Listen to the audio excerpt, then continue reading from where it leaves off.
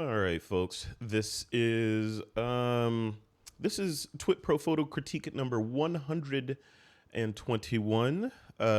This is a live stream, obviously. So for the people that are watching this live, for the people that aren't watching this live, this is kind of a step forward towards moving a lot more of the TWiP content to live, including interviews, etc., which is a step towards that sort of foreshadowed virtual summit that I've been talking about a little bit. So we're doing it live. We're doing it live. So, for better or for worse. So Troy's here. What's going on, man? How you doing?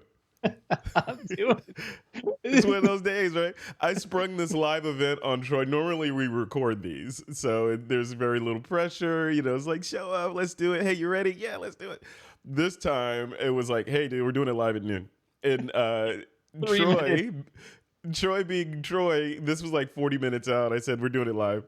He wasn't even at home at that time, so he had to get all the way home. And then, of course, some gremlins showed up, which they always do before you do a live stream, that we're trying to stop this thing from going live. I know. We got it. But we're here. I'm here.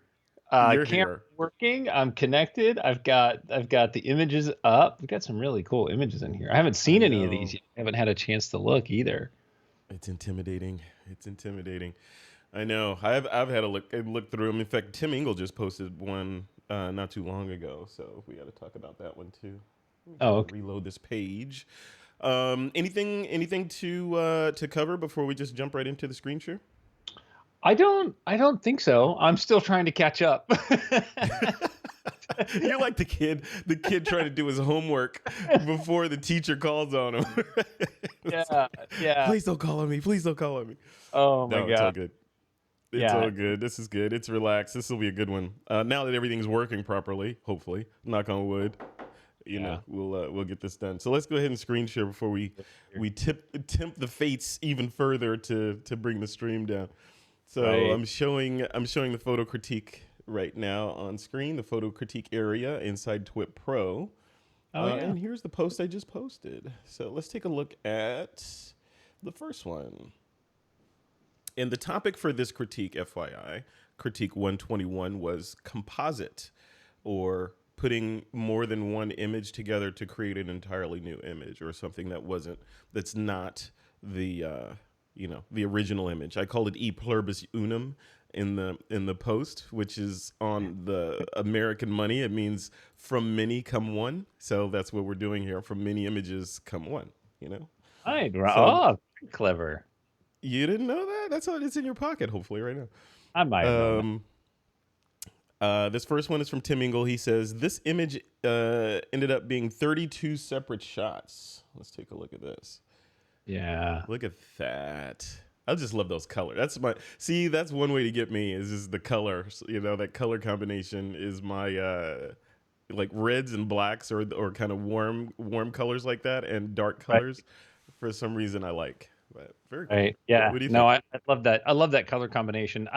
The composition of this is fantastic. I appreciate all the color that's in there, the depth of this. I do know a little bit about how he made this, because he did share this with us once before. So I understand that he had many colors that he had to photograph for this client. And so he photographed it without color and then with color, and then he composited the color in, and so that he could change it for the client. So quite a lot of work there. Exceptionally well done. The fire looks great, which I'm sure the fire, wasn't that robust at the time, but the reflections are amazing, and everything looks really good. I am disturbed though, and this has nothing to do with Tim's image, is that the tile on the left, they're all offset by 50% in the front left. The tile on the right, all the joints are lined up. And I can't handle that. Like, whoever built that. Wait a minute. Wait, you're talking about the actual construction, not the. Yeah, not Tim. It's nothing to do with Tim. Tim, this image sucks because the construction, whoever put this together was like not accurate. So. What the heck? Like, they're supposed to be offset on the right, and they're not offset on the left, or Come on, like just choose. Now that you say that, now you just messed this whole thing up for me. It's like now it's gonna mess with my LCD. So. Right. No, but But Tim in the chat, Tim is actually in the chat right now, and Tim says, let me bring it up. Tim said the fire was added separately, and then the colors were all separate. So that's interesting. That's really cool. So where'd that fire come from, Tim? Is that real fire or synthetic fire or clip art fire? Where'd it come from? It just goes to show what you can do with photography, right? Sometimes it's a single shot in camera that tells the story and does the job, and sometimes you've got to use technology to build something like this so that you can do the job and tell the story in the most appropriate way. The dodging and the burning, I mean, I think the tones that draw us right into that, we'll call it a cabana way in the back. I love the fact that I feel like that's the center and the rest of this is just eye candy for me. And good color pick, by the way. Had it been green or yellow, it might not have been as attractive. I don't know. I think if it was green, it would have pulled in from the greens in the plants. If it was more yellow, it would have pulled in from the yellow in the flames. I think it's subjective. But we see this fuchsia, and we're like, oh, of course, it had to be fuchsia. It's perfect, right? I do love the fuchsia. I feel like it's leaning to the right. And I'm basing that off of the horizon that I see of the pool and the vertical corner that's right in front of me. I don't know, right? I don't have an indicator to say for sure, but to me it feels that way. And I don't know if it's just the way that it looks. Yeah. I don't know. I didn't really see that. That's interesting. Yeah, I want this. I want this in my backyard right now. Your backyard kind of looks like this a little, Troy, though, right? Because you got a little cabana in the upper left like that and everything. So, yeah, I've built pools like this, and I don't want one. Why? Because of maintenance? Yeah, so here's the thing, like all those waterfalls and all the trickling water and all that creates calcium there, and it's constant maintenance. It's absolutely beautiful, but it's constant maintenance, so you got to take care of it. So that has nothing to do with the photograph. Tim did an amazing job with the photograph. Yeah. Well, before we leave this one, Tim posted in the chat about you saying it's leaning to the right. He says you're leaning to the right. Yeah. Well, I'm going to open this bad boy in Photoshop, and we'll see. Tim's saying, I don't know why you got good political on my image. Oh, I love it. Cool. Well, thank you, Tim. That was a cool shot, man. Really cool. Yeah, beautiful. All right, let's move on to the next one. Next one's from Kai. He says this is from Joshua Tree. It's a 9-stitch panorama. I know where that's at. Look at that. I've been to Joshua Tree. I haven't seen this rock formation there. This looks like Arizona or something, like a shot you'd see out there.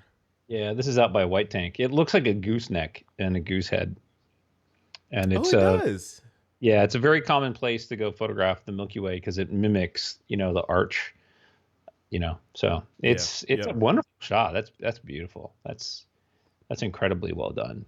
I know what's going on in your mind right now. In your mind right now, you're saying, yeah, that'd be great, but there needs to be a bride sitting on that rock underneath the arch. Laying on model. The top. Yeah. No, Craig Colvin would say, yeah, a nude needs to be laying on the top of that rock right there. So. He probably has that. You could do it there. You could get away with it. Yeah? Nice. I feel like the rock is a little bit too bright. Like I feel like that arch is a little bit too dominant on the left, and then it goes really dark on the right. And I really just want to be the focus of the Milky Way. So I feel like I really want to see the arch of the rock, the gooseneck, if you will, toned down just subtly enough that I can see some detail in there, but not so much that it's competing with Milky Way. Because I love the Milky Way in there. I think that's just fantastic. Yeah. Yeah, it's interesting. It's one thing that a lot of photographers, it's almost like a reawakening of their passion for photography when they realize that, you don't have to capture it all in one shot. You can, give it a proper tripod. And sometimes these days, not even a tripod, right? You can capture your whatever's in your mind's eye in separate in several shots, or even realize that vision later, which is kind of what Ansel Adams did, right? I mean, he wasn't compositing, but he was capturing the raw elements of what would be the final image versus, okay, I got to get it right on the negative or the slide film. Yeah, he's pre-visualizing what he wants the image to be and taking the steps that it takes to get there. So sometimes that's a red retina filter in front of your camera lens, and sometimes it's that plus some darkroom work where you're dodging and burning and you're manipulating the negative in the print. We're just doing it digitally now. Yeah. I do want to point out that, Kai did this as a stitch. So this is a 9-stitch panoramic, and this view is not big. So this is easily done in one shot. So the fact that he did this as a 9 panoramic stitch is impressive and got the Milky Way. This has got to have an immense amount of resolution and be able to print really large. So that's very well done. And it's flawless. I can't, and I always try to find those little Photoshop faux pas in there, and I can't find anything in here. So yeah, and you always look for the streaks of I falling stars or satellites or planes flying through the shot. Yeah. Yep. I don't have to look. My brain just shows me where they are. It's just but it's exceptionally done.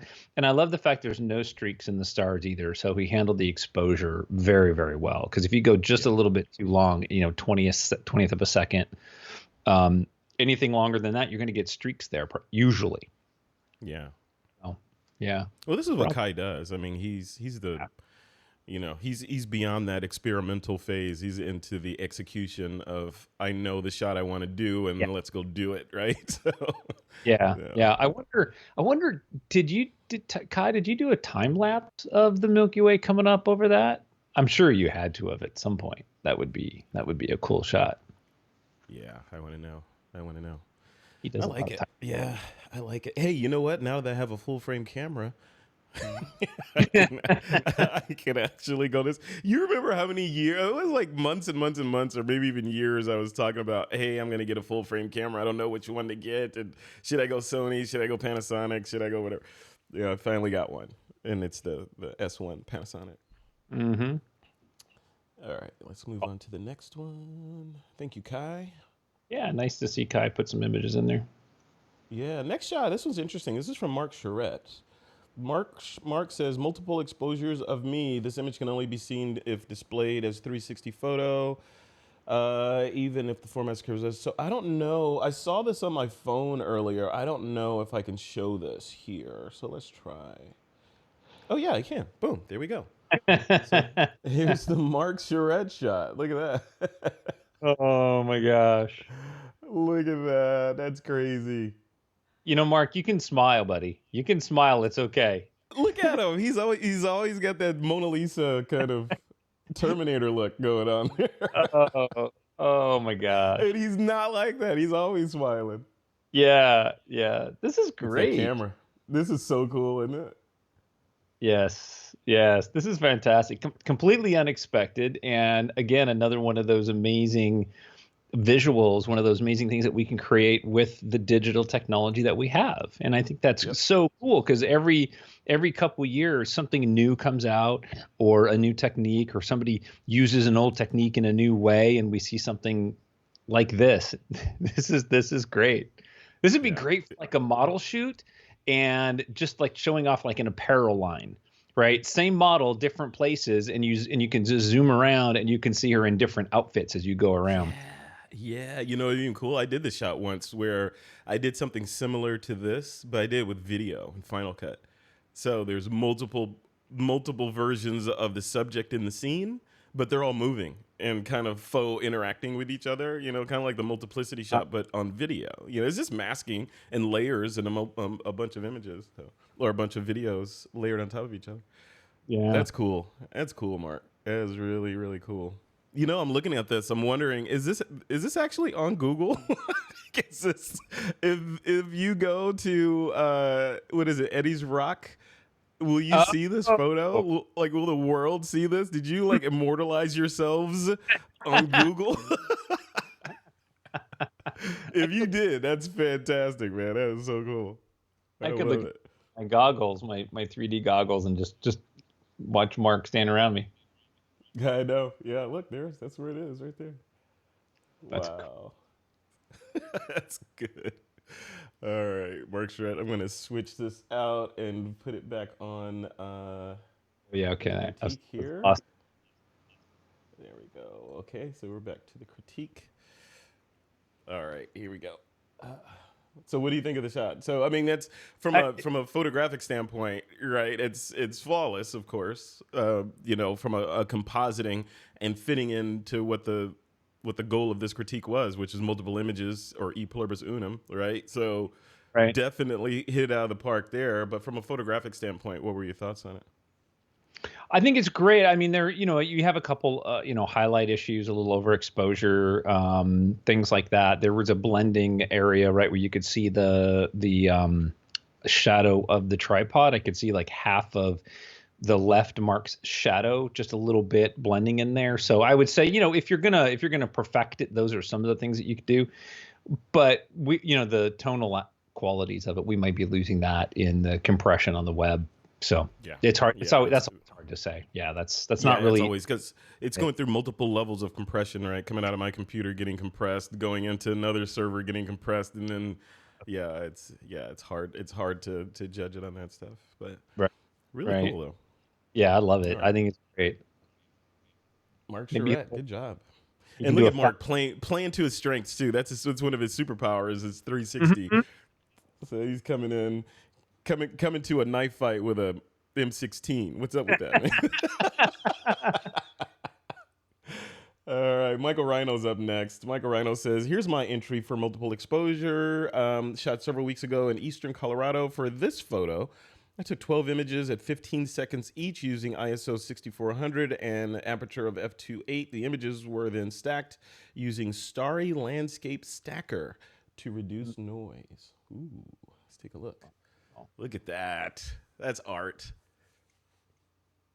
Wow. The thing between your stream that you're feeding me and what I see on Mighty directly, this one I really like the stream. I think that the image could use some more saturation and some more darkening. I think that when you're talking about a nighttime shot like this, you can really let those shadows go dark. And when you do that, it increases the saturation.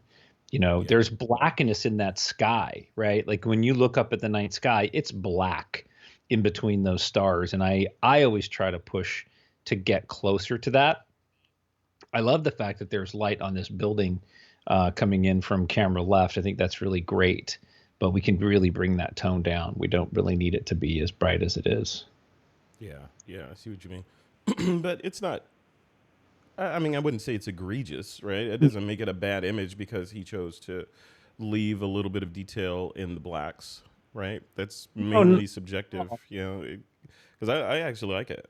I like it. I think you're right. It could be toned down a little bit, and my sensibilities do lean more towards I like slightly oversaturated. I like things to look better than they actually look in person, or than at least my eyes perceive them. Well, So to that end, yeah. I also kind of look at these things like what does it feel like to stand there and to maybe look up, and if you could see the Milky Way, and it's gonna feel dark, right? You're not gonna be able to see into the shadows on this side of the building as well. And then it also adds a bit of mystery, like what's going on in the field or in the distance by allowing those shadows to block up a little bit more. So for me, it's some of that drama that I like a lot. A couple nitpicks on this particular image is between the chimney and left of the chimney, you've got either a light or the moon or a star or something that's peeking over the ridge of the house or the building there. I would probably take that out.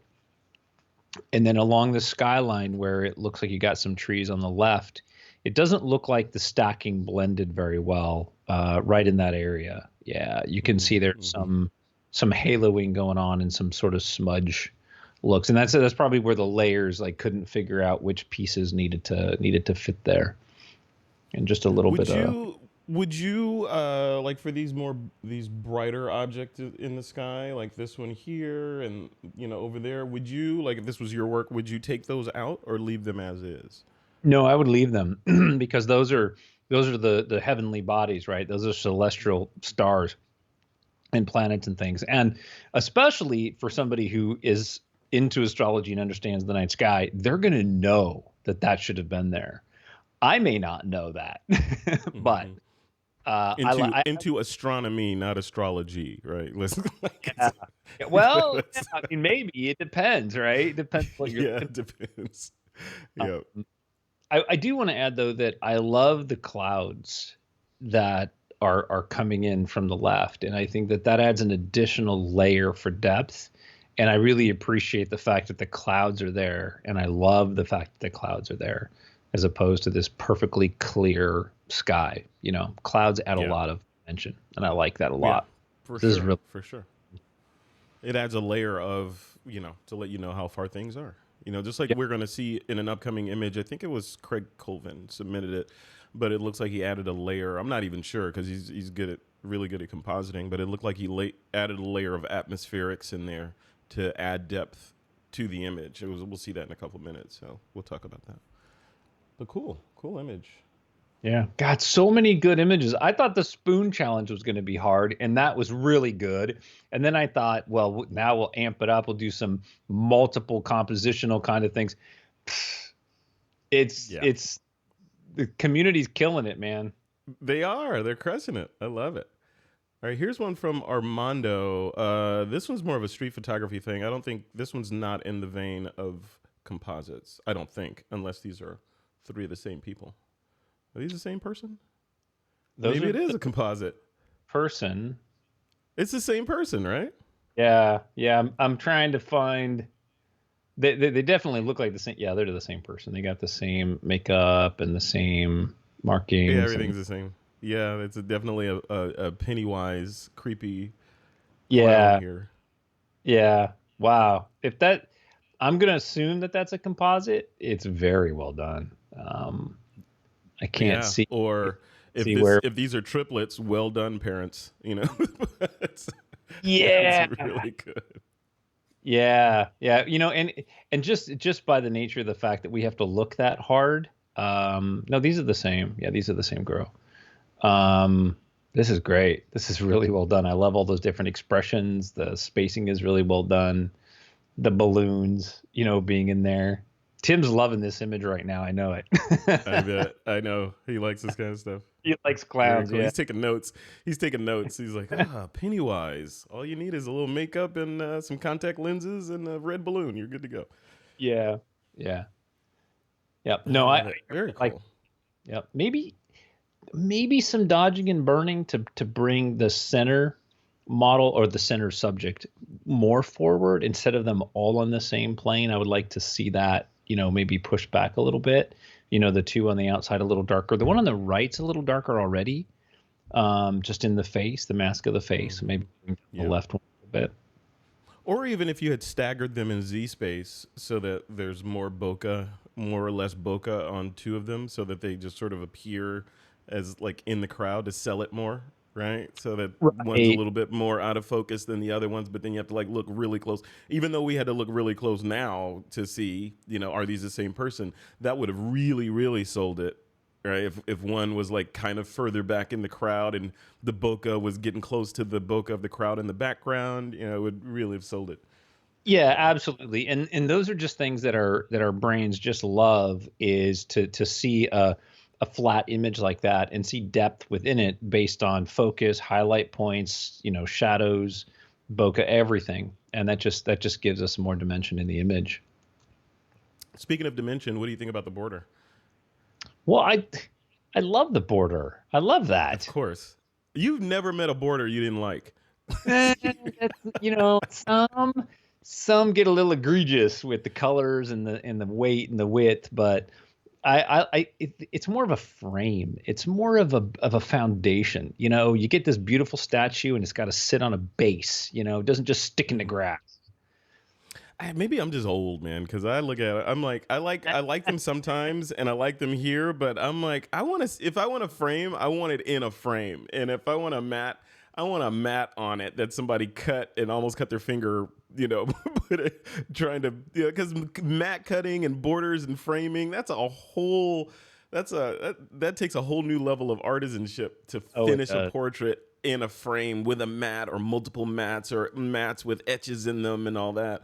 It just feels like when it's on the print itself, I always think it just feels like you wasted pixels that could have been more image and that the mat itself could have been laying on.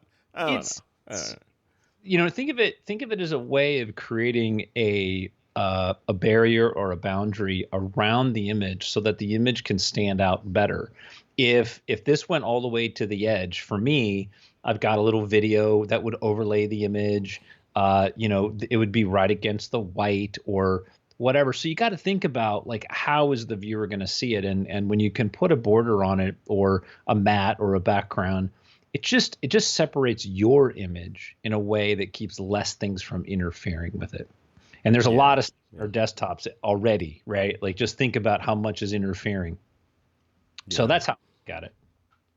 I remember when I was learning mat cutting and never got into like actually building frames, but mat cutting, and part of that philosophy was just what you said. It's like this is the final presentation of this photographer's work, so it needs to be that you get to make the decisions on the mat color, like what color best complements this image. Is it black? Is it white? Or is it some other color? What kind of bevel do you cut on the mat?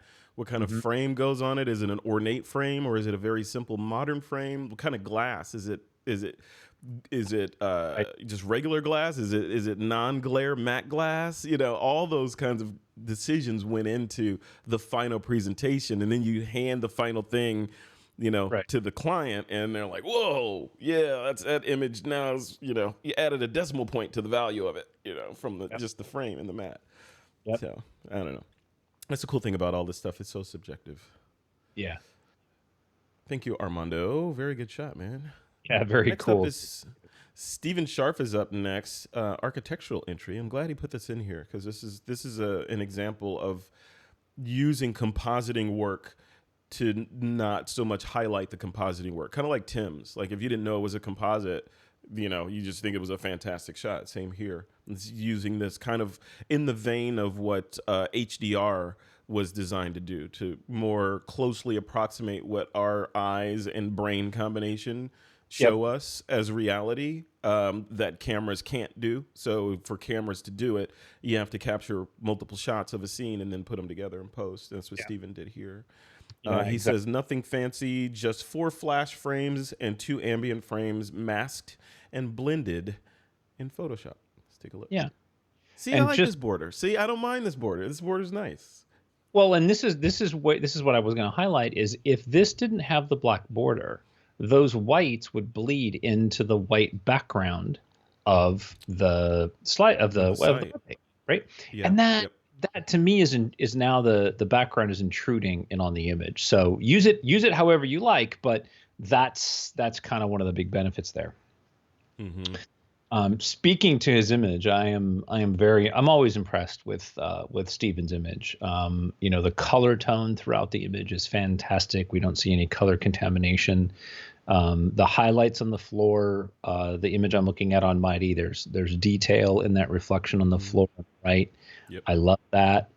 I do wish the shadows were a little bit darker, just to give it, because I think the contrast between the highlights and shadows does give it more depth and feel a little bit more natural.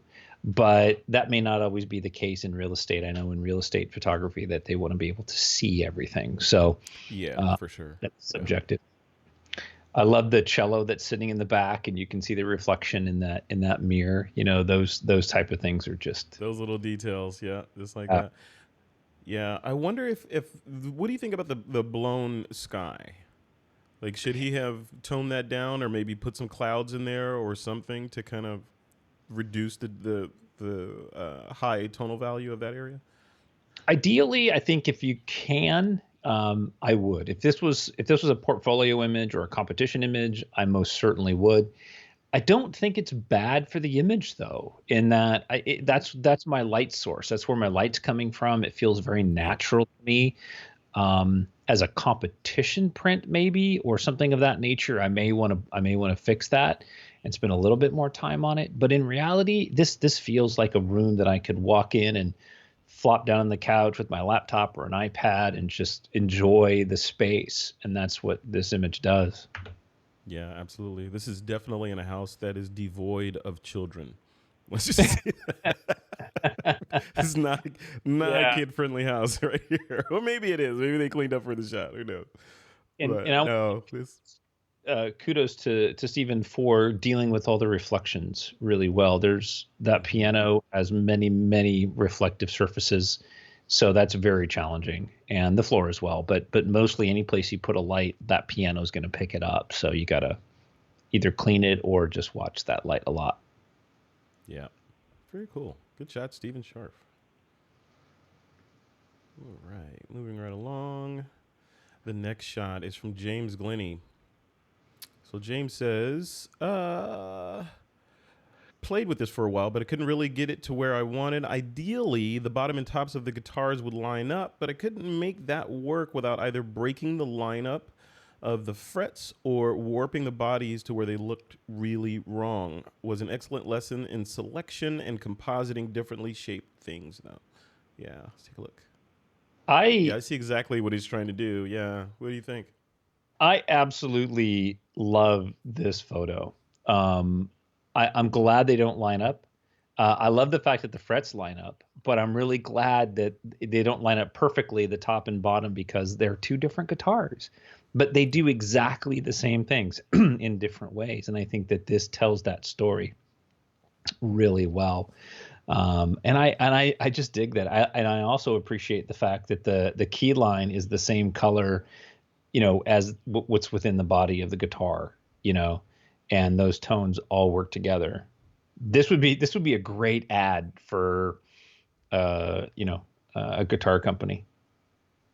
Yeah, no, for So sure. Yeah, I see what he was saying. Like he was concerned that and we've seen those shots before of two models of guitars merged together, and it's seamless all the way around the border. So it looks like it could have been one guitar, but yeah, I see what you're saying. In this case, it wouldn't have sold it anyway, and it's better that he leaned into them being separate, sort of separate images, and like saying that yes, these are two separate guitars that are the halves are merged together. What do you think about the composition? Obviously, it's straight on, but the space around the guitar at the top and the bottom. Should he have left more space, or does it add more tension to leave it relatively close like that? I think the top and bottom are okay. I wish the left and right were more balanced. It's definitely heavy space on the right.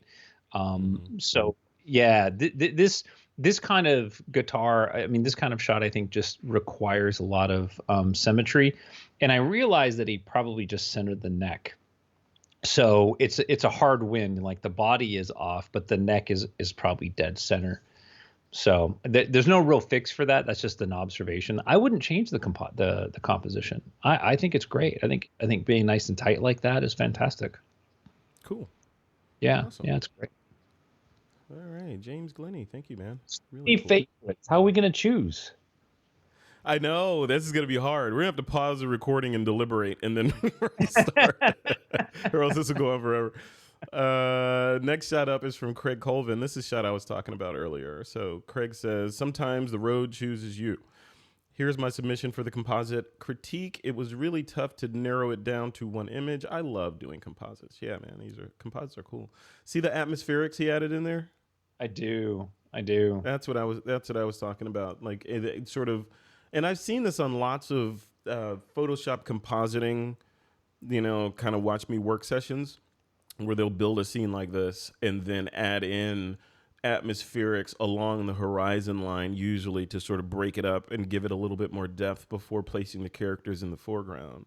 And it looks like that's what's going on here, but he's kind of rounded a rounded implementation of this fog around the subject as the road goes into it.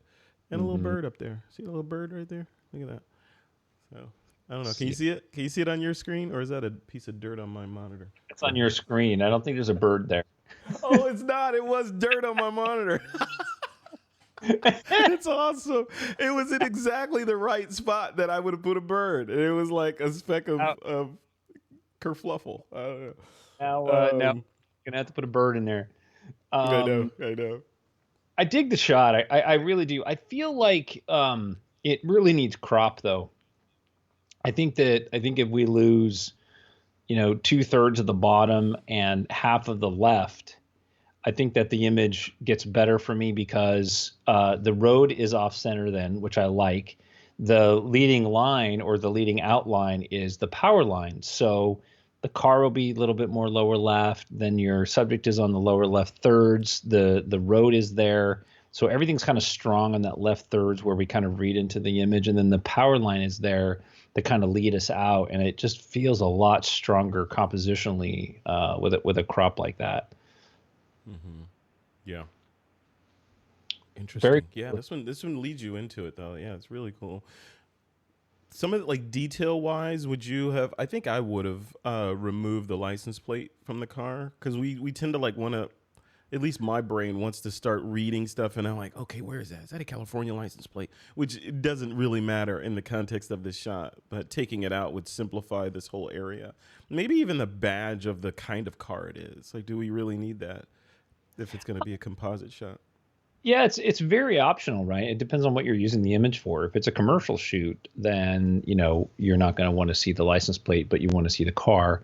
I'm okay with those. For me, I'm wondering the story of the subject and the sort of stagnant stand of that subject. And I'm imagining that if somebody was to stand there, how they would do that. So in my brain, I'm thinking like, well, I would really love to see them standing in sort of a disappointed stance, holding the bag, or just walking away. Like they get out of the car, they drop the bag's laying on the side, and they just start walking away. A little bit more emotion, but that's not what he showed us. So it's not really fair for us to right, to right, yeah. If you want that, go shoot it. Right. That's what Craig's saying. Yeah. If you want all that, go out there and find your own road and shoot it.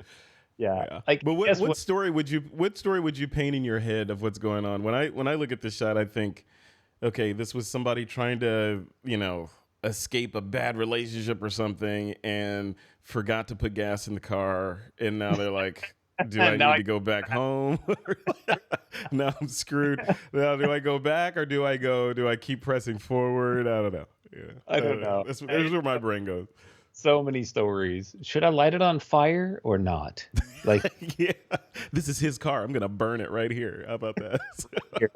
right here. I'm gonna wait till I see him at the end of the road. Then I'm gonna light it on fire. Yep. And then I'm gonna run to the right through that field. I gotta say though, one of my favorite objects in this entire image is that pole and that power line. How the line comes in and it ends, and that. Whether it does or not, and we just don't see it going beyond that. I think that is just so creepy and cool. That is interesting because it goes towards looking towards the past, and we're reading into it like art students, right? That's what we do. But looking towards the past, where there is no power line, but all the good stuff is where the power line is. It leads you in the direction of not the past. Right. I like it. Very cool. Very cool. All right. Hey, Timber Geek just joined the chat. What's up, Timber Geek?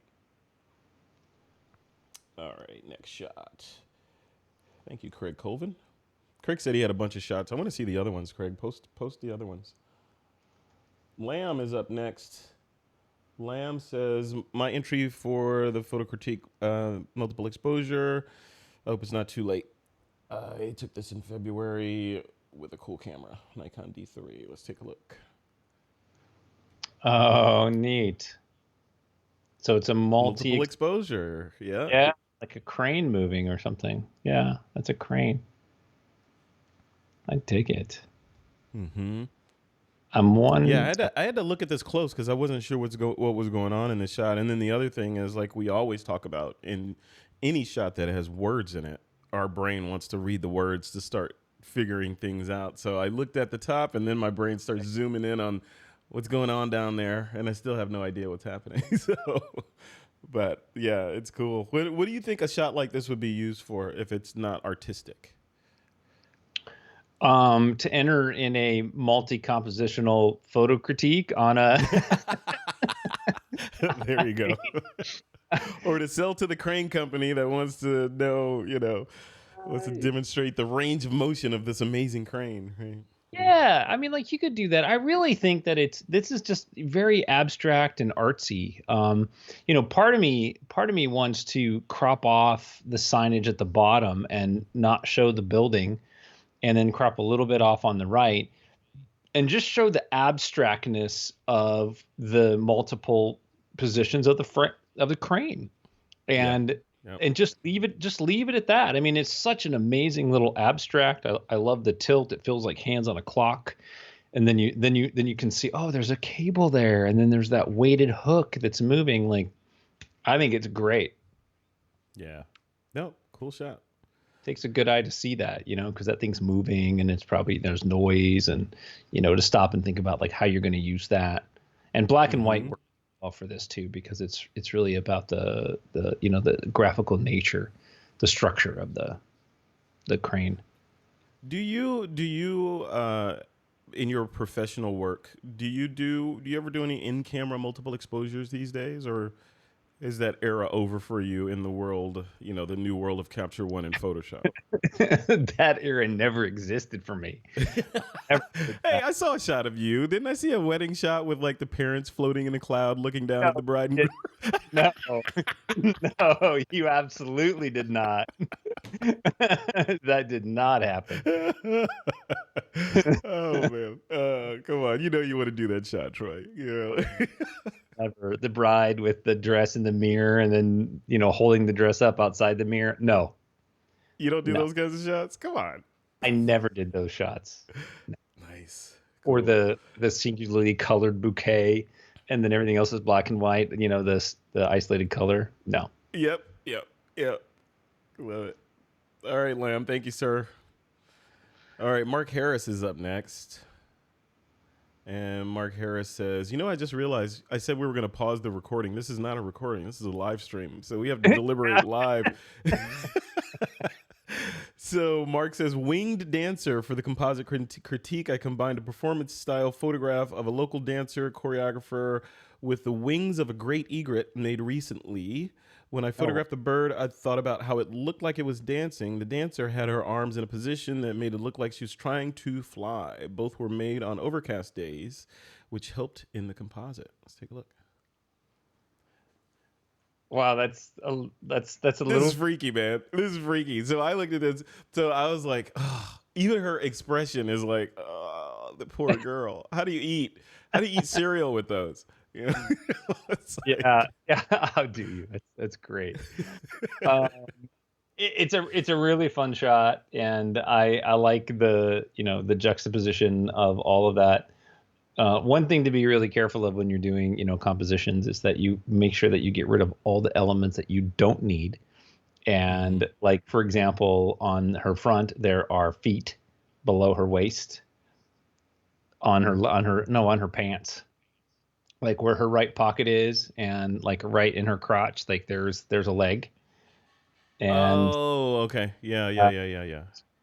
And off to the left, the camera left, her right wing, there's a line that I can see where there was some blending, and there's just a lot of Photoshop telltale signs of work having happened on this. What's a good way to make sure that you get every detail? I remember. At Adobe, actually, I was talking to someone that was a retouching artist. They were talking about Photoshop. They were demonstrating some retouching techniques in an older version of Lightroom, and they used the technique of walking the image. So they would zoom into 100% on the upper left of the image, and then use the page down key because if you page down on a 100% image, it will page down in equal increments through the image. So they would page through the image and then just examine that section, make it perfect, page down, examine that section, make it perfect, retouch, dust spots, all that stuff, before it went off to the next step, which was typically Photoshop or something. Do you do anything like that? I do that as a final inspection for the really big images, but what I do is like this image to me would have 3 layers. You'd have a background layer that would probably be like a blue or a neutral gray or something, and then each layer that lays on top of that. And then what I would do is you do your composite, and then I would turn off one layer, and I would see what pieces are left behind. And it's easy to see that, right, against that odd color or whatever. or that gray. And then you just turn that, say the wing layer, you turn the wing layer on and off without the layer of her in it. And you'll see the feet show up, and you'll see pieces off on this random corner that you forgot to clone out. You'll see that. Also, just when the image is sitting here like this, if you turn on and off, say the wing layer, you'll see your eyes catch variances. So you'll see something popping that shows up like on her pants. You're like, oh, what is that? Like, that's not supposed to change, right? Our eyes pick stuff up. So that's what I do is I turn layers off. I put a neutral background in there. I look for variances that I shouldn't see. And then, of course, I just go through and I turn layers on and off because I've done composites that I've entered for competitions, and I've left, a finger floating over on the side. And, we've seen those bad composite ads before. You got to watch them. Yeah, absolutely. It's kind of like when you're writing and you've been writing a paragraph for an hour and it's got typos in there that you didn't see because your brain is, kind of fixing them. It's right. Like, right. How did I miss that? How did I miss that? Right. Yeah. Oh man. But kudos to Mark on the, if you zoom in on the actual image in this area, there's a little bit of translucency on the wing, so you can see her hair through the wing, which I thought was a really nice touch. So it didn't go unnoticed, Mark. So very cool. Was it cool. Or was it a mistake? Well, wings are translucent, I think, and some of the tree you can see a little bit of the tree back there too. Yeah, that would be true if it's backlit. Yeah, that makes a lot of sense. Mm-hmm. Yeah. Didn't even notice that. You noticed that. Wow. Yeah, look at that. What is happening here? Full frame. What is going on? Yeah, exactly. All right, next up is Michael DeRay, and Michael DeRay says, otherworldly architecture. I thought about passing on the critiques for a while, but my addiction got the better of me. Good, we're happy.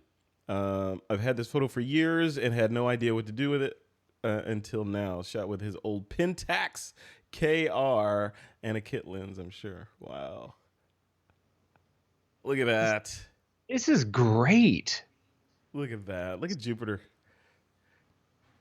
I know. I'm looking at the stuff that's in the window of that building right on the right. Like there's just stuff leaning against the window. It looks like at first your first impression is like, oh, look at this modern architecture, how beautiful. And it is beautiful. And then there's like all this crud stuffed in that window. Then, yeah, you can see that. Yeah.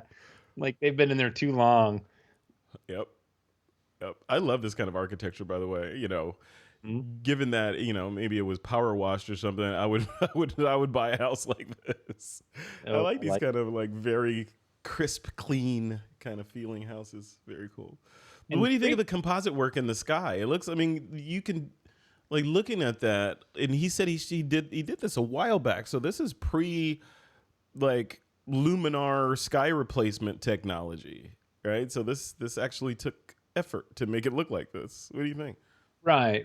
And I'm wondering, he said he's had the image for a while, so I'm wondering it's the image of the building or the image with the background in there. Like, we don't know. But the compositing work looks great. It's clean along the edges. There's stars in between the trees, in between those fine branches, even in between the building.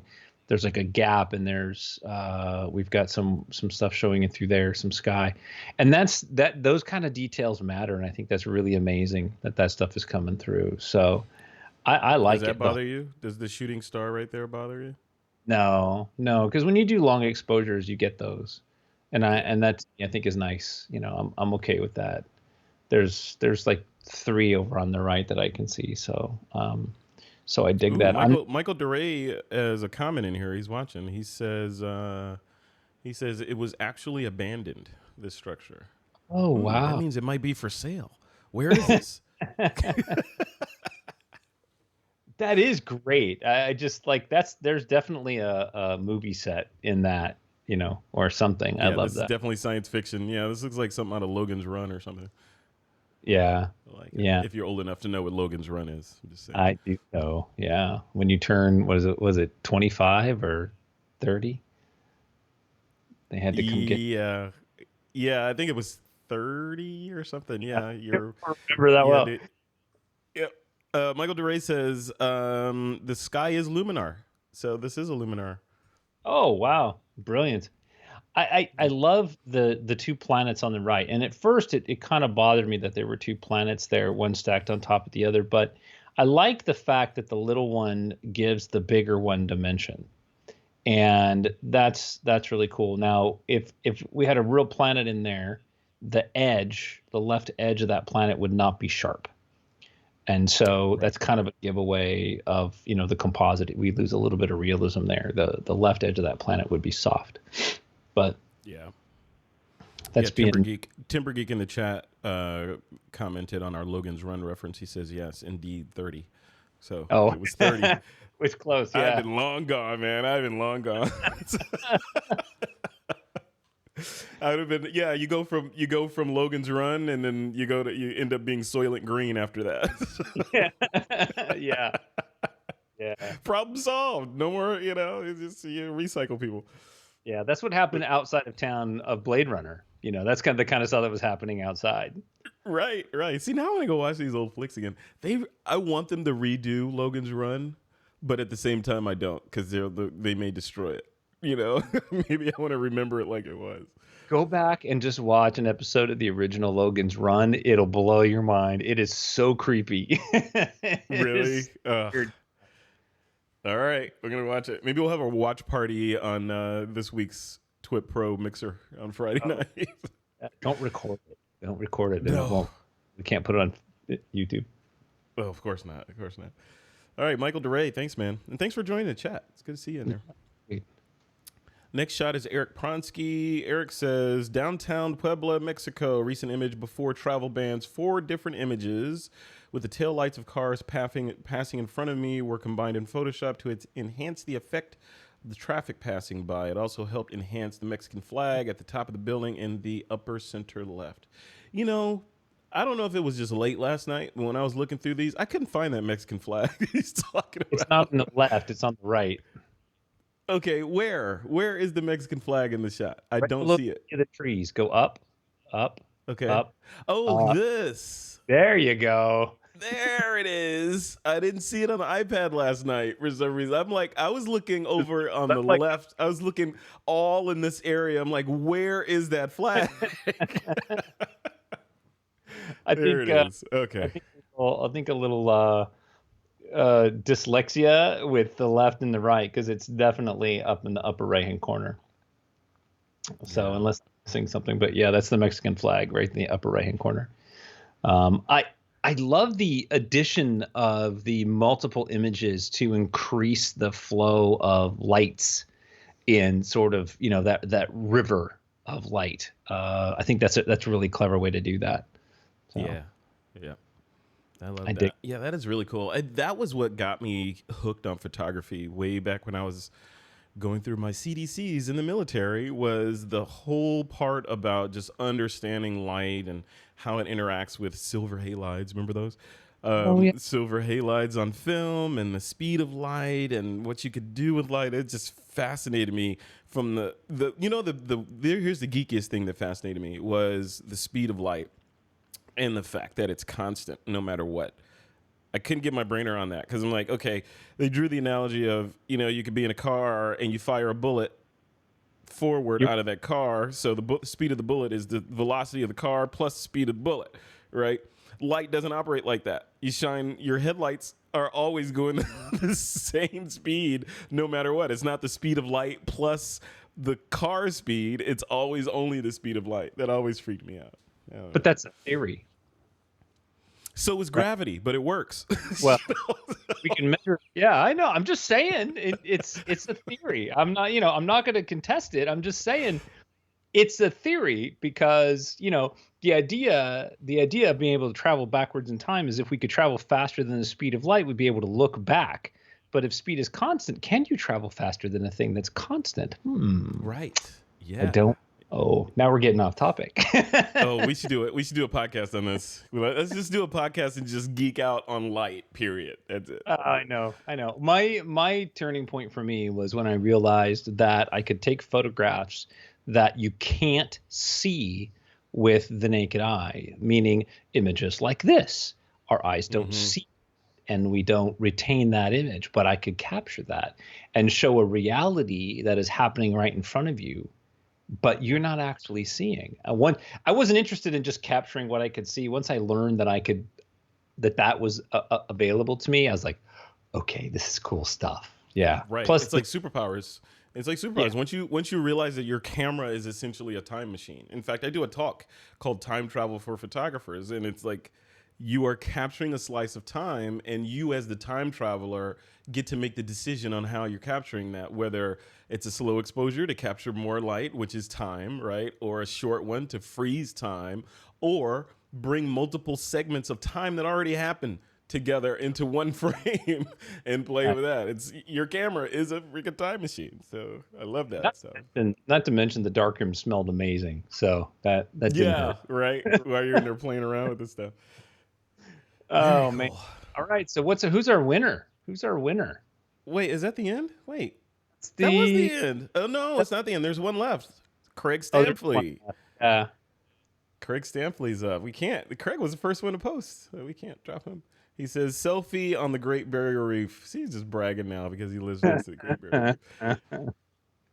Look at that shot. Look at that. This was so good. The comments in there, people were like, dude, you're an idiot for doing that. You'll be close to that shark. It's a composite. No Stampleys were harmed in the making of this photograph. Nice. That's cool though. I like the expression on the shark. That is, poor sharks, man. That is just like to be born with a menacing look like that. Even if that shark may be in a good mood today, but look at him. You know, but he's still gonna bite you in half. It doesn't matter if he's in a good mood or not. Not necessarily. But again, you never know, right? So Pascal's wager, like, okay, get out of the water. So, right. Yeah, definitely. So what do you think? I'm scared. It scares me. I mean, this whole idea that people actually go in the water and get that close. It's fun. It's a really fun shot. I think the perspective and the depth is a little bit off for me. The shark itself has a little bit of a haze in front of it, where Craig's face and upper body does not. So he's closer to the camera. He's closer to the camera and underwater. See, that's the thing that gets me with these underwater composite shots is our brains, especially your brain, because you hate the ocean, right? But our brains have very little points of reference underwater because we don't typically see through viscous or transparent liquid, and we don't know how it interacts with everything. Our brain doesn't intrinsically understand that he could be closer to the camera or farther away. It's hard for my brain to get it. Well, if he's closer to the camera, then why is his hands and his feet hazy, but his head's not? So it's polluted water. It's the Great Barrier Reef. Who knows? Plus, if he's closer to the camera, then he's not looking at the shark that's behind him. He would have to turn and look over his right shoulder, but he's not. He's looking forward, which means the shark is in front of him, which means he's further away from the camera than the shark. You just have inherent bias against the ocean, man. That's what it is. You just don't like the ocean because you won't go in it and you think everything in there is evil and out to get you, which is probably partially true. But that's true on land too, Troy. That's true on land too. Yeah. Kind of. Mostly. Kind of. All right. Well, I'm going to bring us back on camera here so we can wrap up. What do you have a favorite out of all those? Oh, I really like Michael Duray's. I think that from the composite standpoint, that's just fantastically well done, right? Mm-hmm. But then there's Glennie's, and it's two guitars, and it's these two things being different and similar. I love that. I don't want to pick. So I mean, to me that Michael's really picks that fantasy world that I like so much. Yeah. I like them. Yeah, these are really cool shots. Yeah, this is hard to choose. I like Craig's too. I like all these. I do. I like them all for different reasons. I like Tim's because you don't really know it was a composite, and it's like if you were shooting this for a client, which I imagine he did, this is a highly saleable image. I like Kai's because the Milky Way and that arch, and it's a 9-stitch panorama. I like Mark's because it shows 360 and multiplicity. I like them all. I don't know. I can't choose a favorite kid. I've made a choice. My choice is Tim's. And the reason that I'm choosing Tim's, they're all exceptional, but I think the fact that Tim composited 32 separate images is quite exceptional for what we have in the foray, right? And so the ability to shoot this, drop in the fire, put in 32 different images, light this scene, it's quite exceptional for the execution. So you like, despite the offset tile issue, the fact that it's tilted, yeah, and the tilt, the fact that Tim is leaning to the left. Oh my gosh, yeah, I'm not, I can't confirm that, but yeah. I'm talking about the geography or geometry of the image, not his political leanings. Yes. Yeah. Well, cool. All right, so we'll go with that one. Yeah, it's a great image. Yeah, I'm very stoked to see that one. Yeah, it's for sure. All right. Well, Tim Engel, congratulations, man. You are the next contestant on The Price is Right. No, you are the winner or the favorite for this episode. Yeah, it looks like this stream is looking weird. My video looks like it's slightly out of sync. I don't know. Who knows? Well, cool. So let's say we wrap this one up. Any final thoughts before we close it? What is our topic for next week? Do we have a topic? I don't have a topic. Look, you have a spreadsheet full of topics. What's the next topic in your spreadsheet? Ice cream. Done. Ice cream is the topic for next week. You scream, ice cream for ice cream. Yeah, there we go. Yeah, that would be cool. Yeah, do ice cream. And I just hope everybody's being safe and just in the craziness that we're in the world today, just be safe. Just be safe so we can take more pictures tomorrow. Absolutely. Good pictures. Yeah, good pictures. All right, folks. All right, Mr. Miller and folks watching the live stream, thanks everyone who chimed in and joined the chat. Before we end this, go ahead and click that thumbs up button for us so that the YouTube algorithm thinks we're doing good stuff over here. That's right. And next week is ice cream. It's all about ice cream. This should be interesting. We'll see if Troy Miller makes a submission of flaming ice cream. Is that possible?